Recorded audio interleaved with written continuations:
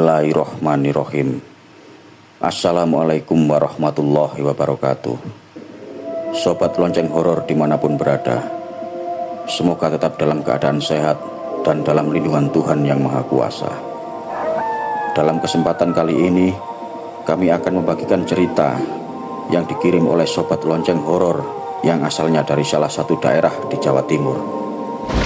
Sebelum kita masuk ke ceritanya, bagi sobat-sobat yang sudah nonton video ini dan belum subscribe, jangan lupa untuk subscribe supaya channel lonceng horor ini lebih berkembang lagi untuk berbagi kisah-kisah pengalaman horor. Dan untuk sobat lonceng horor yang sudah mendukung kami sejauh ini, kami mengucapkan terima kasih. Semoga amal kebaikan sobat-sobat lonceng horor dibalas dengan kebaikan berlipat oleh Tuhan yang Maha Kuasa. Amin, amin, amin ya rabbal alamin. Dalam episode kali ini, untuk nama-nama orang, lokasi, dan tempat sudah kami samarkan semuanya. Kejadian horor ini terjadi pada pertengahan tahun 1998 di sebuah desa yang ada di kota B di Jawa Timur. Sebut saja panggilannya Mbah Sir. Beliau kegiatan sehari-harinya adalah sebagai petani dan membuat kerajinan dari kayu. Dan bila kegiatan di sawahnya sudah agak lengang dan tidak ada pesanan untuk membuat kerajinan kayu, kegiatan lain Mbah Sir adalah memancing ikan di sungai. Karena kebetulan rumah Mbah Sir berdekatan dengan sungai. Di suatu hari, tetangga dari Mbah Sir, sebut saja namanya Nenek Sumirah, meninggal dunia. Dan ketika itu Mbah Sir sedang berada di rumahnya dan mengerjakan pesanan kursi serta meja dari orang di luar desanya. Mbah Sir dan beberapa warga ikut bertaksiah dan dilanjutkan untuk mengantarkan jenazah ke pemakaman. Dan di malam harinya Mbah Sir mengikuti acara tahlil bersama para warga kampung.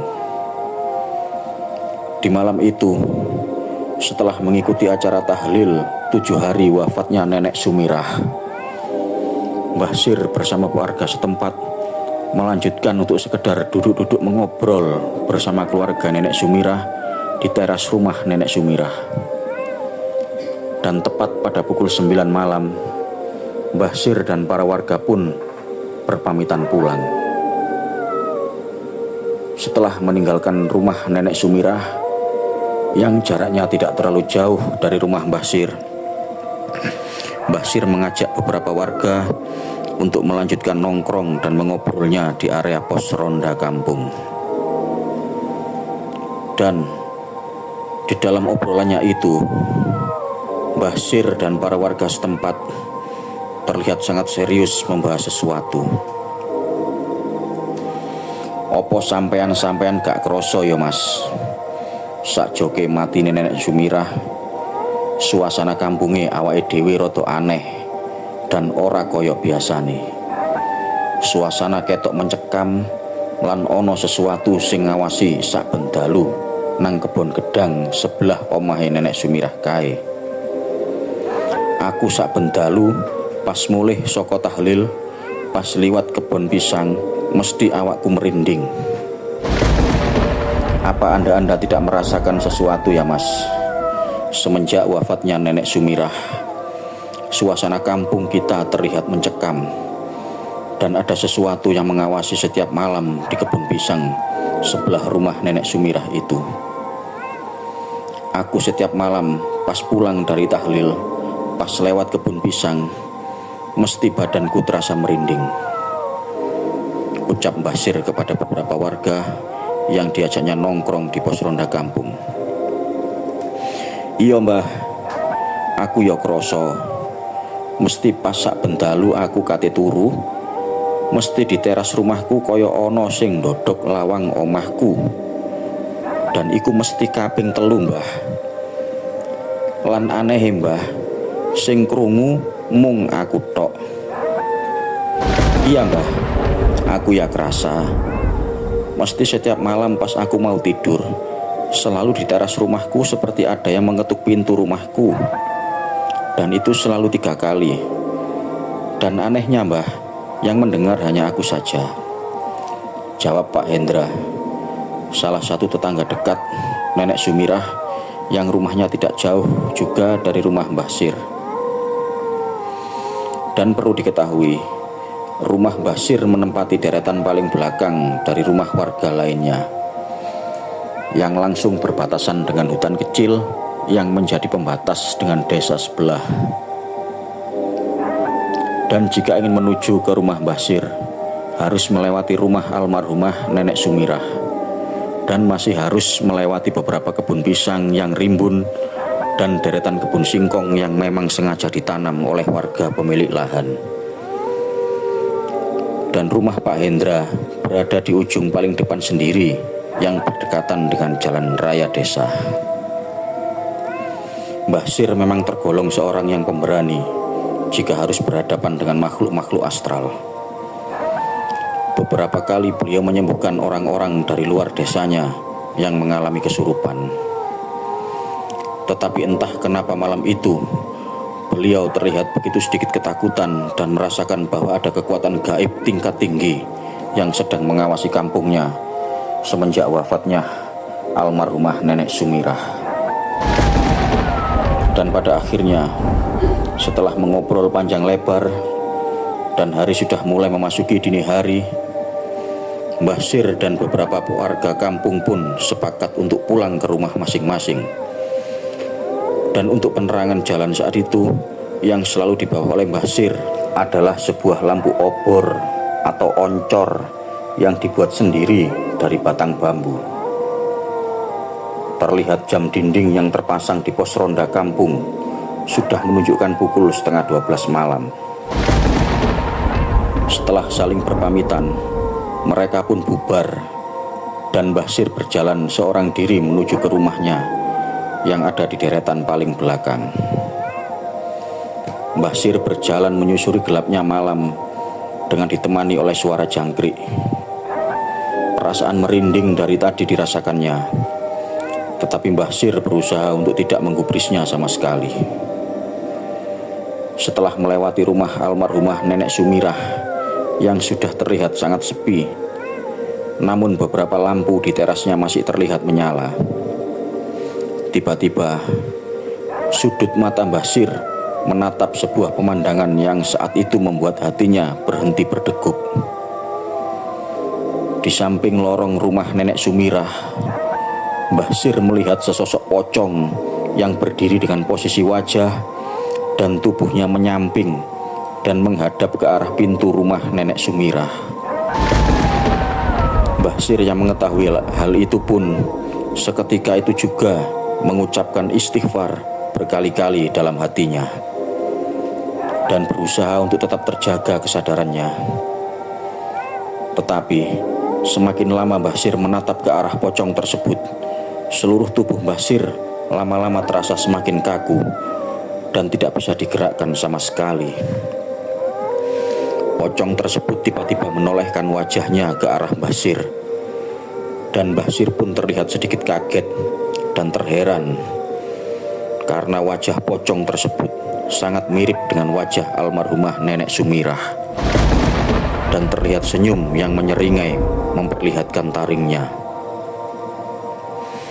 Setelah pocong tersebut menolehkan wajahnya ke arah Mbah Sir, lalu pocong tersebut terbang mendekat ke arah Mbah Sir, dan pocong tersebut turun tepat di salah satu pohon pisang yang ada di sebelah Mbah Sir. Sementara itu, Mbah Sir hanya bisa menatap pocong tersebut yang lama-kelamaan wujudnya berubah menjadi tinggi besar. Wujud pocong tersebut saat ini berubah menjadi tinggi melebihi pohon kelapa.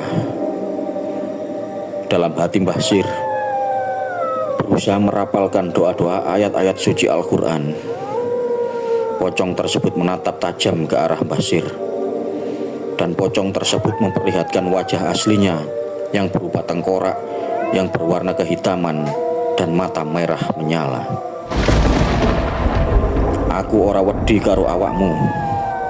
Awakmu iso mbujuki wong liya, tapi ora iso mbujuki aku. Kowe nek gak ndang ngalih teko kene, ditenono, bar iki tak opong awakmu.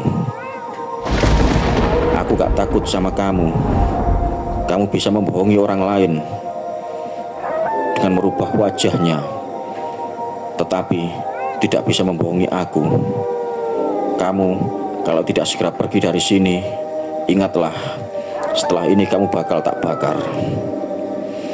Mbah Sir berbicara dengan pocong wedon tersebut, dan ternyata pocong wedon tersebut lalu mencoba meludahi Mbah Sir yang terlihat sangat kecil di bawahnya.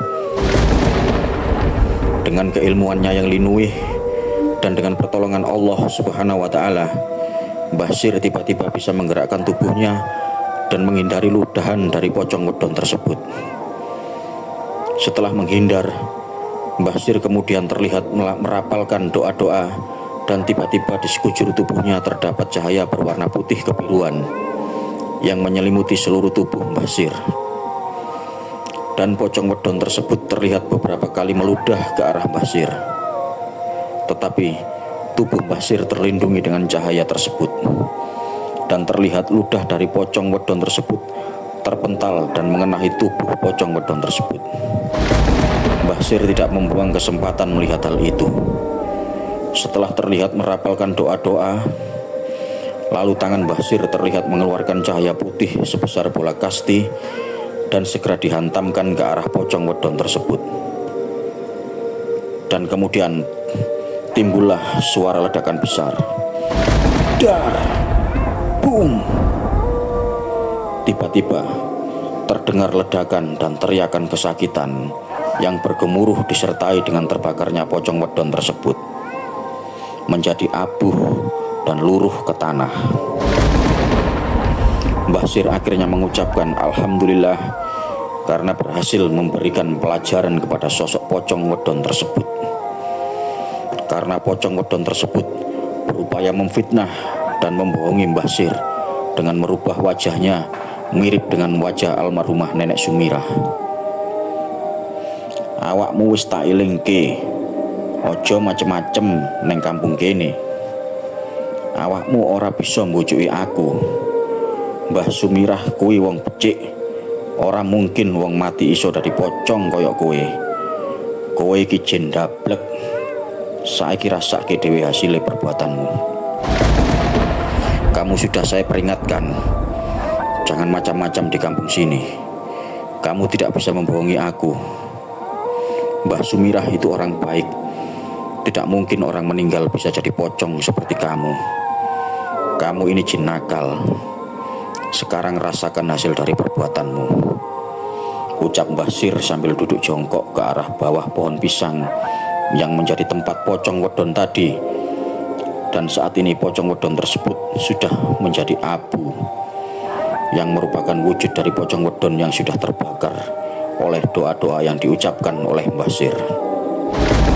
Dan pada akhirnya Mbah Sir memasukkan abu dari pocong wedon tersebut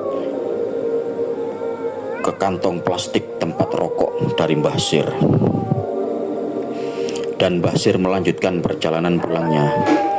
Dan di keesokan harinya Mbah Sir melarung dan membuang abu pocong wedon tersebut di aliran sungai tempat beliau biasanya memancing ikan.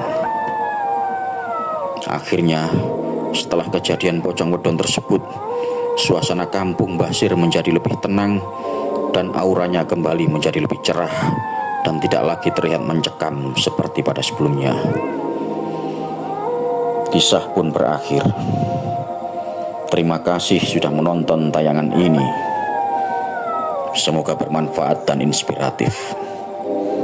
Mohon maaf bila terjadi salah-salah kata. Wassalamualaikum warahmatullahi wabarakatuh. Terima kasih dan jangan lupa subscribe, like, komentar.